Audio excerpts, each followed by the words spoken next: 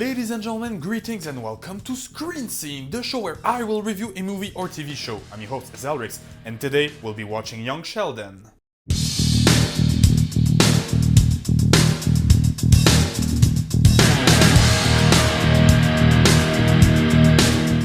If you've been following my channel for a while now, you know that A, I think The Big Bang Theory is a pretty toxic show for the geek culture portrayal, but also that it's playing out a bad sitcom. Okay, that was not fun. Can you imagine how uncomfortable it would be if I had a laugh track like Big Bang Theory's? Shut up! Point is, the show isn't even that funny. Let's do a list of things funnier than Big Bang Theory.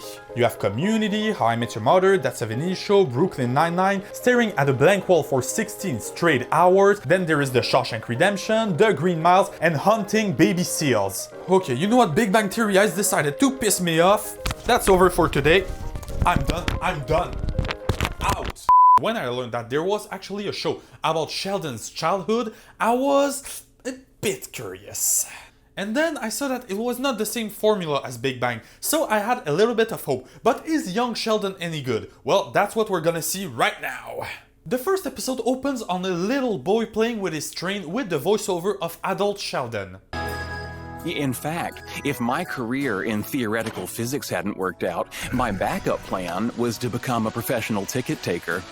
Or hobo. If there was one thing Big Bang did right, it was Sheldon's line. They were often pretty decently funny. So having the adult version back at least as the voiceover, that's a plus. Hey, when something's good, I say it. I'm not ashamed of it.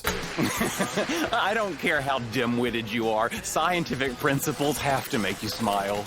Okay, and here we have an echo to Big Bang's main problem.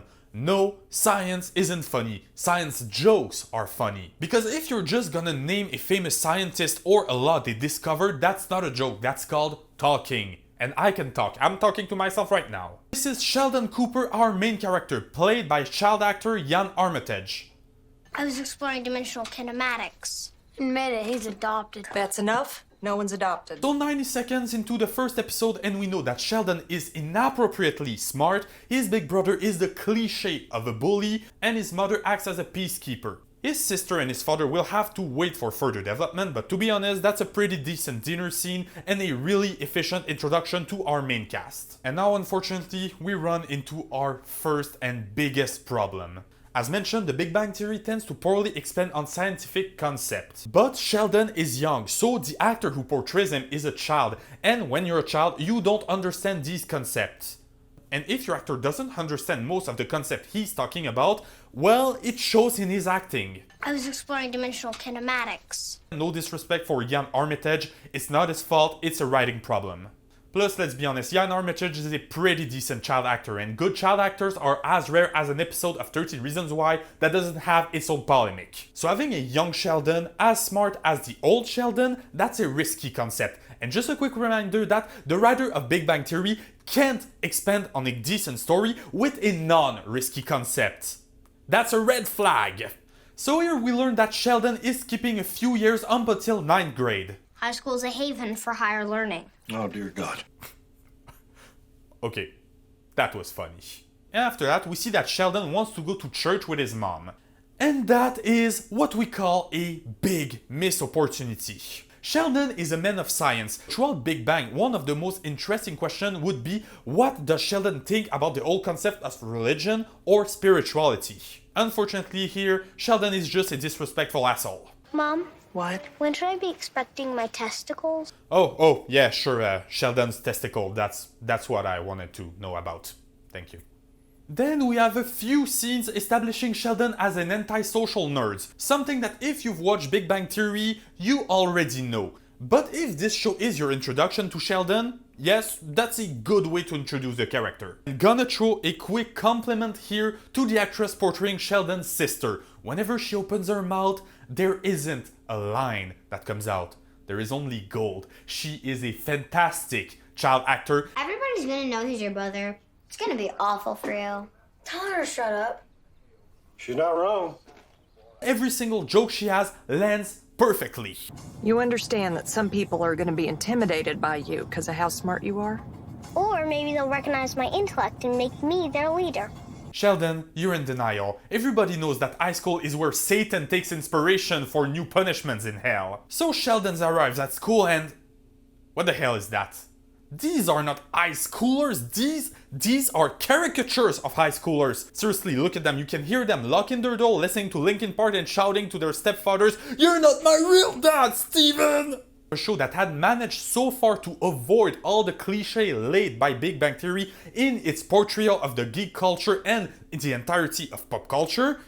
Yeah, that's bad. So next up, Sheldon goes to class and it goes pretty much as good as you can imagine when you have a 9-year-old in a 9th grade class. This boy's hair is too long. This boy is wearing sports attire outside of a designated area, and this girl's blouse is diaphanous, which means I can see her brassiere. Sheldon, don't do that. High school is pretty much prison. Do you know what they do to snitches in prison?